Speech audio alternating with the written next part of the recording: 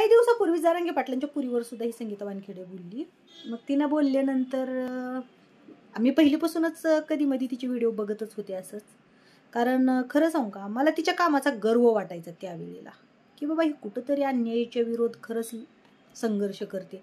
पण नंतर नंतर जेव्हा तिनं काही बायकांना पण ट्रोल करायली, बायकांना पण ह्याच्या खाली गेली त्याच्या खाली, अशा इतक्या गलिच्छ शब्दात बोलायला लागली, त्यावेळेला माझ्या लक्षात आलं अर म्हणलं काही उपयोग नाही. आणि इतकंच नाही, आता त्या जरांगे पाटलांच्या पुरीनं म्हणली माझा बाप देवाला पण झुकवतो असं तसं काहीतरी, छगन भुजबळला काहीतरी बोलली असेल.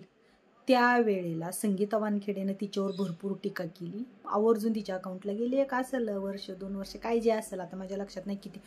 तिचा एक व्हिडिओ आहे, त्या व्हिडिओमध्ये तिच्या मुलीनं लाईव्ह घेतलंय, माझं पिल्लू म्हणून इतकं घाणेरड्या शब्दात, इतकी घाणेरडी भाषा ती स्वतःच्या मुलीसमोर तर बोलतीच, पण तिची मुलगीही इतक्या घाणेरड्या भाषेत बोलती की मग आता इथं असं काम झालं ना, ज्ञान सांगी लोकाला आणि शेंबूड आपल्या नाकाला. म्हणजे संगीता वानखेडेला कोणत्या तरी बायका काहीतरी बोलल्या ना, तर त्या बायकाला संगीता वानखेडेची मुलगी अशा घाण शब्दात बोलती. इतकं मग त्या जरांगे पाटलांची पोरगी बोलली बी नाही इतक्या घाण शब्दात, तरी सुद्धा संगीता वानखेडेनं टीका केली. मग ह्या आधी संगीता वानखेडेने विचार करणं गरजेचं असतं की आपण समोरच्याला